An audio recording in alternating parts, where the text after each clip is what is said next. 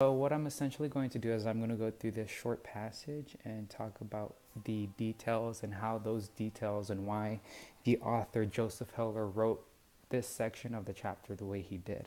So just to make it a little bit fast, I'll pretty much just talk about only the important stuff and we'll just go it together. As you see, I have a key regarding highlighting and like what the color codes, like what each color of the highlighter means. So blue means their reoccurring details of the setting being cold and the repetitions of the phrase I'm cold. The pink is essentially used for any passage that has details that are very graphic regarding a injury that a soldier is going through. And the yellow, hopefully you can see it, that's essentially used when we see our main character Yossarion having his point of view changed through this incident. So we'll start off right now. I'm cold, Snowden moaned. I'm cold. You're going to be all right, kid, Yossarion assured him, patting his arm comfortingly. Everything's under control. Snowden shook his head feebly. I'm cold, he repeated, with his eyes as dull and blind as stone. I'm cold. There, said Yossarion with growing doubt and trepidation. So starting off, again, we have our blue. So, of course, the very first phrase that we have is, I'm cold, Snowden moaned, I'm cold. And this phrase is the only thing that the character of Snowden, who is a soldier and a friend of Yossarion, it's the only thing he says throughout this passage is, I'm cold. And I'm cold is a symbol of dread due to war. Coldness or winter in literature is usually, it has a variety of symbolisms and meanings, but in this case with the event of death going on and something really bad happening, cold in this case can be, of course, as a sign of death. Not only that, but also a sign of a loss of hope. Snowden in Catch-22 is essentially the reason why our main protagonist, Yossarion, starts to really dislike the war, and he sees it for its true colors. So there's the symbolism of coldness, and not only that, but the repetitions will also play a part in this section as well, but I'll go through that in the later, when we're later on in the close reading. So, and then again, we have the yellow highlighted, which is Yossarion's change of point of view. So before this event with Snowden happened, Yossarion was just a regular soldier who smiled in the bureaucracy's face and sort of just followed his chaplain's or his colonel's orders and bombed whatever they told him to. But after this, he started to change his point of view. And we see this demonstrated. Joseph Heller uses a very specific set of words. So putting his arm comfortingly, but then we have that contrasted with right here where it says, there, said Yossarion with growing doubt and trepidation. Now, of course, Yossarion has a growing doubt and trepidation towards him trying to save Snowden's life. But this can be seen in a larger scale by Yossarion growing doubt and trepidation towards the war. At this point in the novel, he's seen war for its true colors, and now he's having that growing trepidation and really thinking about not following orders from his officials, or like not following any orders at all, because he's finally seen the ugly side of war. So we'll continue on. I'll just move that up right there.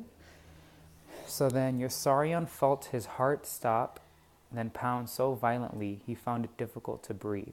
Again, another change of point of view of Yossarion before this event happened, before he crashed in his plane, because that's the context of this passage. Him and Snowden and another flight attendant, they lose control of their plane and they crash because they didn't lose control, they were shot down by Germans. And of course, before he was a good soldier, he followed orders, but at this point, he's feeling his heart stop and pound so violently he found it difficult to breathe. This is the moment where everything changes for Yossarion. Now, on to the graphic details. So I'll read it right here. Yossarion ripped open the snaps of Snowden's flak suit and heard himself scream wildly as Snowden's insides slithered down to the floor in a soggy pile and just kept dripping out. A chunk of flak more than 3 inches big had shot into his other side, just underneath the arm, and blasted all the way through, drawing more whole mottled cords of Snowdon along with it through the gigantic hole in his ribs as it blasted out. So again, this vivid detail, this vivid imagery of Joseph Heller portraying Snowden's injury in this graphic way is a very, very stark contrast to the to what everybody thinks of when they think of the book Catch 22. Catch 22 is sometimes a very comedic and a satirical novel, but at this point in this chapter of chapter 41, Snowden, that changes completely. The tone is moved from satirical to like dread and death and things like that. And Joseph Heller does this for a reason, because he wants to, again, emphasize just how much this situation affected Yossarion's psychological state and his mindset towards war.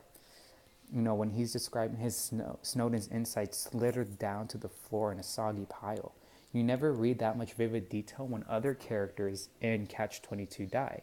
You know, in Catch-22, spoiler alert, but Yossarion's friends from the beginning of the book, they all die. Like, he's the only one there.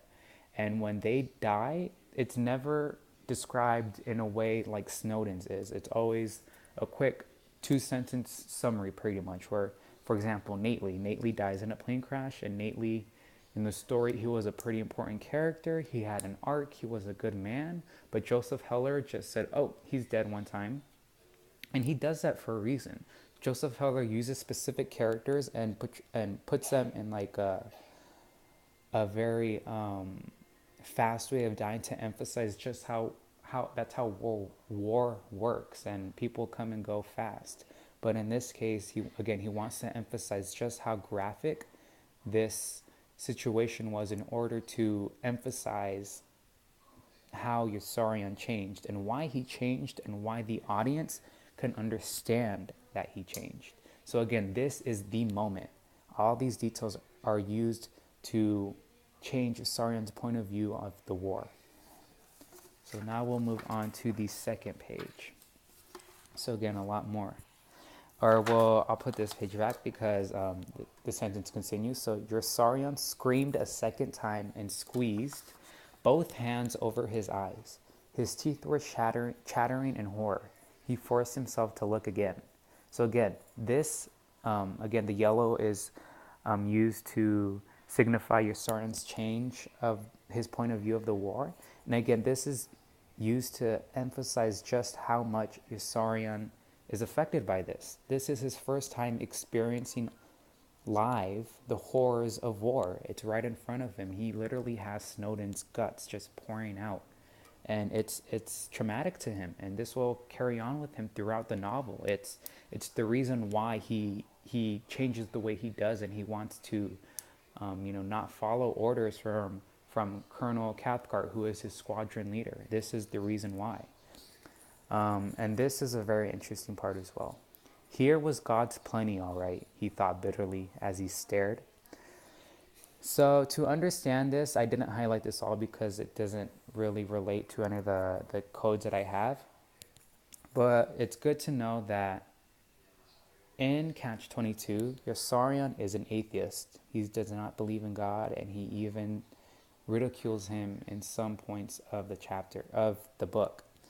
And in this case, here was God's plenty, all right, he thought bitterly. This is, again, a callback to Yossarion's ridicule of God, how he thinks that how can a higher being exist and be so full of, a longing to help people and full of so much joy and happiness. How can he just sit there when things like this, where men are having their guts blown open?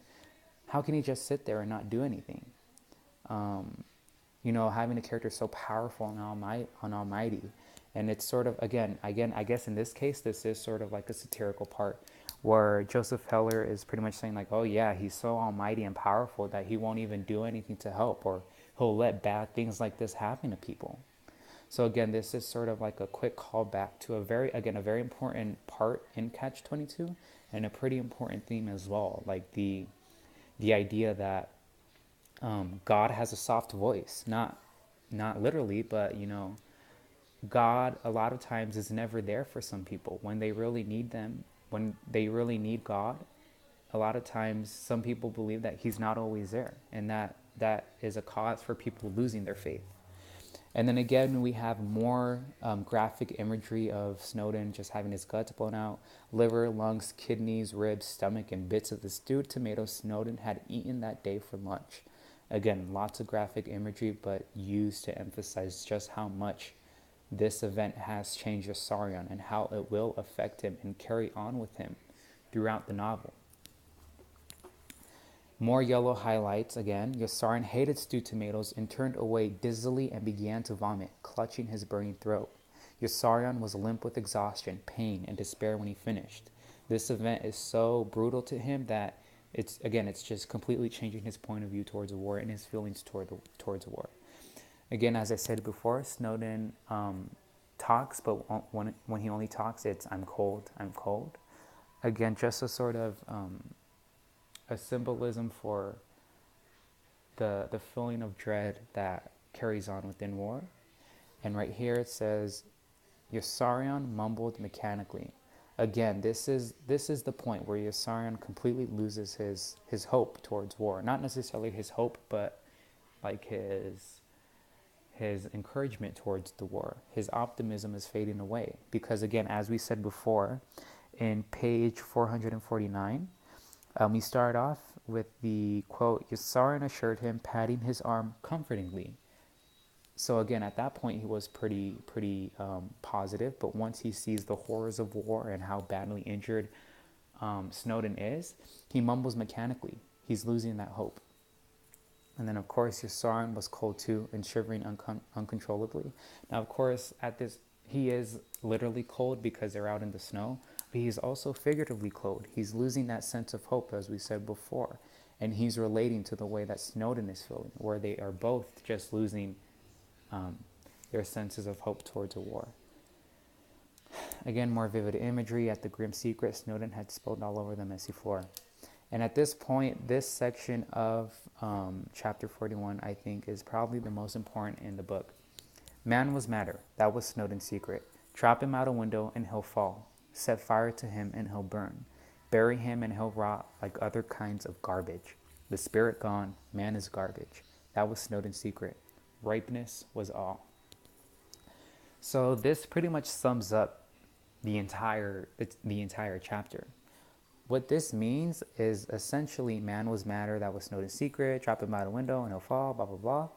That pretty much means man is just flesh. We're just flesh, and anything can damage us, especially in times of war. And it can do so in times of war so graphically and so brutally that, again, this is the sort of like the main idea of the passage that, man is not invincible and we are susceptible to pain and susceptible to death. And I squared this part, ripeness was all, because this is a callback to a Shakespearean play or a Shakespearean work called King Lear. And interestingly, King Lear is a tragedy about a king going through facing madness, and how when he gives up his kingdom, he sort of like goes insane. And in Catch-22, we deal with people debating whether or not they are insane or they aren't. So ripeness was all is a significant part.